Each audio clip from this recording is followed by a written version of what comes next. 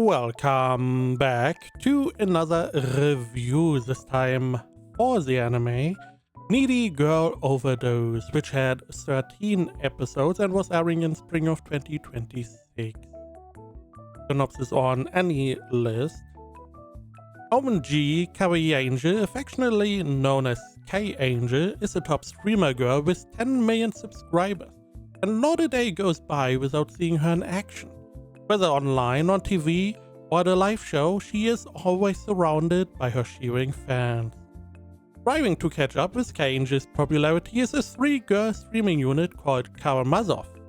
And far removed from the world of these streamers is Kashi, a girl who lives with her freeloader boyfriend while working at a theme cafe.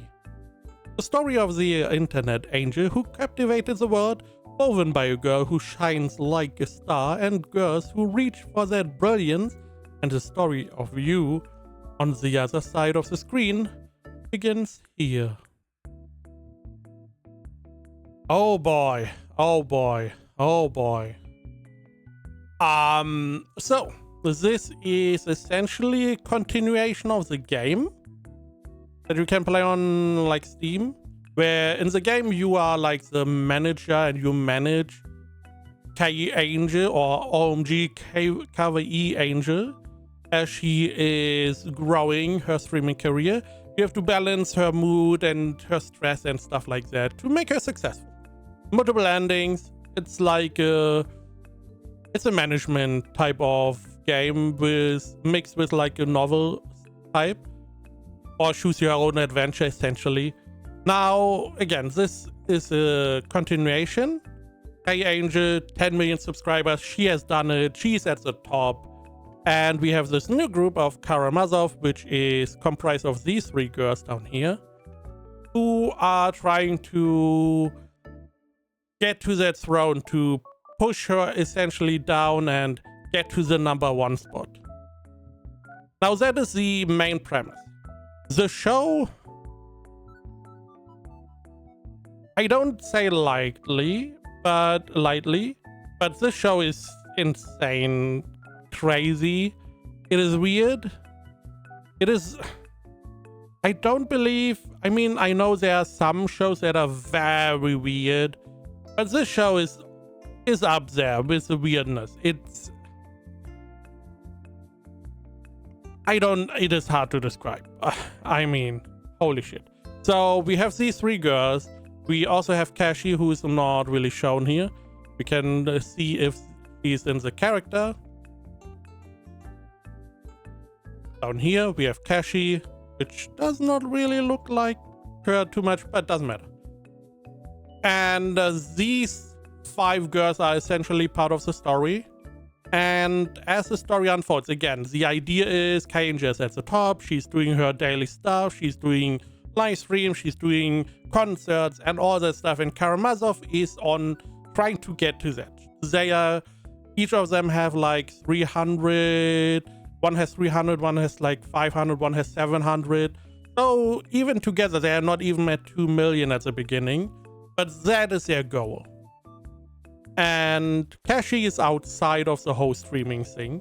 She's just a normal person, a normal girl, normal, and she is normal and living a quotation normal life.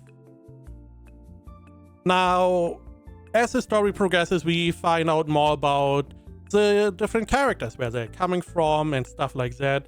As example, we find out more about Kashi. She's working in the theme cafe, as is mentioned here. She goes back home, and there she has a boyfriend who is essentially freeloading as described. Now, he wanted to make a band and he's going to be famous, but somehow he stopped. He stopped practicing, he stopped doing music, he's just sitting there gaming and not really doing anything, which, quite honestly, I can sympathize with. However, I cannot really sympathize with smooching off another person in this regard, because Kashi is more or less doing all the work and he's just mooching off of her. And he's an asshole. So that is the first one we get introduced to. From her, she was friends with the ghost lolly. We get to her storyline, we get to the storyline of like the other two girls. Again, we get a little bit of their background story, how they ended up here, and we also get a little bit of K-Angel. And it essentially goes to a head-on where these two, K-Angel and this group of Karamazov, they have a head-on battle, and whoever wins is going to be number one. That is the idea. Now the weird part is what we do in all these episodes. Some of it is, at some point we have like K-Angel on the screen, we have a real life monitor and like a workplace or like a home system. I don't know. It's a real version, not an anime version. And then we have like a plushie of K-Angel coming out, and she's running around and doing stuff, and it's like, what are we doing? At some point we are quoting the Bible. Sure, I guess. Let's do that. We have a 13th episode now. The first 12 episodes are like the story. The 13th episode, the show itself says at the end of episode 12, we are going to have a 13th episode as like an epilogue that is essentially totally irrelevant. So 13th episode is just, hey, how about we do even crazy shit? In that episode, you know, it's the epilogue. There's like, we follow some guy who's like in an alternate reality where a lot of the stuff that happened in the show didn't happen, and it's like, what are we doing now? Okay, and then we go to our timeline, and then we find out what all the people are doing as they, as the story finished, and later on, like 5 years or so later, and it's like, okay, but what about the first part? Is that real? And at the end, we go back to the first part, and because the guy is like a NEET, and this is totally irrelevant to the story. That is why I'm telling you this. He's like a NEET, he's working, he doesn't really like his work, shocker, no one really likes his job. He goes home, it's trash heap, and he has a TV, and there he watches K-Angel. Now as he's like crying or whatever because his life is shit, K-Angel's in front of the door, and he's like, who is that? And he looks through, and there's K-Angel. K-Angel pulls out a chainsaw. This is not even close to the craziest thing the show has to offer. This is mediocre at best. Pulls out the chainsaw, is chainsawing the door down, pulling him out, and then they are on a bicycle riding next to a river, I guess, as the ending song is playing. Again, it has no relevance to the story. Zero relevance. Because essentially his word is totally not real. Also, in this world, Kange is dead. But that doesn't really matter. And it's like, what is this? And this is not, again, this is not even close to the weirdest thing. This show has a lot of themes. I should have probably started with that. Now, as a good show does, we have like a little bit, do we have comedy? Maybe a tiny bit. We have some drama, we have some action, we have some, not really romance, maybe not. We have some questionable slice of life. Now, theme-wise, we have all stuff you like. We have like drugs, self-harm, potential suicide, I mean, some of them, you know, we have domestic abuse in all flavors. You know, psychological, physical, sexual, all kinds. Naturally, we also have parents that are totally shit. And then we have like parents that have their boyfriends over who then are like, oh, you know, I like me some Epstein kind of things. And it's like, okay, I see. We essentially have like a hodgepodge of stuff we are just throwing at the wall, and we see what sticks and what doesn't. And it's weird.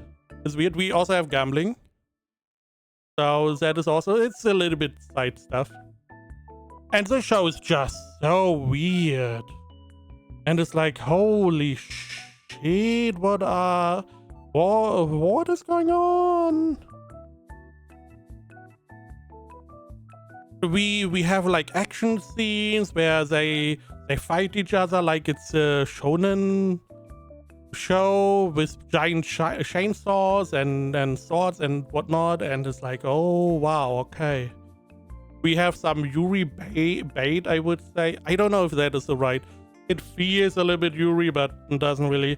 We have a lot of dialogue, very dialogue heavy, very dialogue heavy. Most of it is like somewhat weird and doesn't really make sense. Some of it totally makes sense. There are some good points, but a lot of it is just like, okay, it's stuff, I guess. Visuals, it is very detailed. There's a lot of detail on some of these characters, especially like these three. They have a lot of detail around them, their clothes and stuff, especially Lollipop. Yes, the nails is one of the examples I can really only name.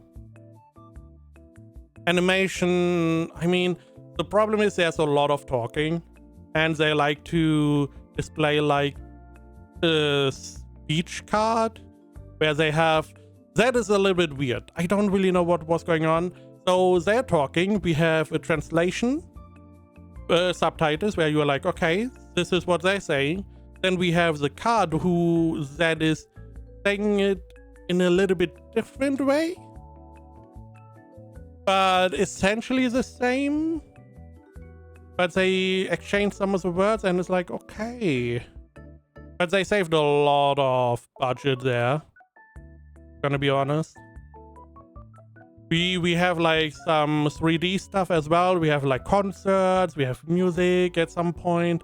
It's just really just a hodgepodge of stuff. And all these extreme themes, these are not like one-offs. It's not like, oh, you know, someone is like a little bit. There's a lot. I don't really want to spoil too much. I mean, let's go to ratings, and I'm going to ramble as always. Not that I didn't do it already. The AniList has a score of 69. Nice. My anime list 6.97. 13,000 users. That's it's okay note. Okay rating. I would also say it's like a 7 out of 10. It is weird. It is so weird. Some of this is so weird. Some episodes I started, and whenever they ended, I was like, what is going on? I have no idea. Maybe a minute of the 20 minutes, I was like, okay, I'm following. The rest of the episodes, I was gone. I don't know. This one was really weird. I mean, holy crap. However, I was never really bored, because it's essentially as if someone was driving a car at high speed and they were swerving left, right, right,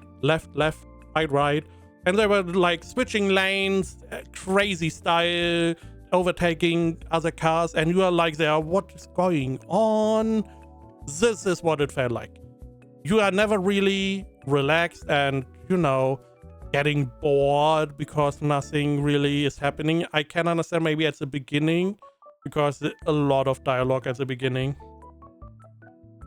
But some episodes where like you were in a Ferrari and you were going Mach 1.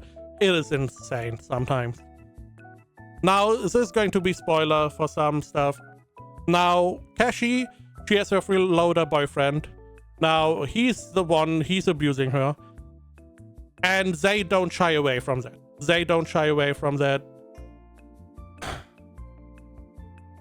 It is very uncomfortable. Very uncomfortable. And the whole time I was like, I hope you just leave him. He's not worth anything. Because he's naturally making advances on her. And she's saying no. So he's continuing to, you know, making advances. And she's saying no again. And it's like, you know, no is a no. So he just continues. He's not listening. Meanwhile, she's still saying no, and it's like very uncomfortable. Very uncomfortable. Very uncomfortable. Now, self-harm. We have two people who like to harm themselves. And that is one, the Gross Lolly. I know, shocker. Who would have thought? And Ame, which is K-Angel, but her real version. They both like to cut each other. Both of them also like to use a lot of drugs. We had like some really weird drug-fueled situations with K-Angel. And some of it was very hard to differentiate. Is that now real? Is that just her illusion? Because one of the drug situations, she's like in a lift, in like close to no clothing. The lift opens, there are a bunch of nondescript guys. And, you know, it feels like they try to take advantage of her. Which ended with her just puking all over the place, and that puke turned into a laser because that is how the story goes, I guess. It was just really weird in so many of these instances. Also, Ame was the one, you know, I believe she was the one where the boyfriend was like, oh yeah, you know, you are old enough. And I'm like, yeah, I mean, it had to go that way. We didn't take that one off the box at this point. And it's just really weird. Probably one of the weirdest shows I have seen to this point that somewhat made sense. In the grand scheme, the story threads made sense. But all the stuff between was so weird. So weird. So many weird episodes. So many weird visuals. Sometimes I felt like I was taking drugs, to be honest. It's crazy.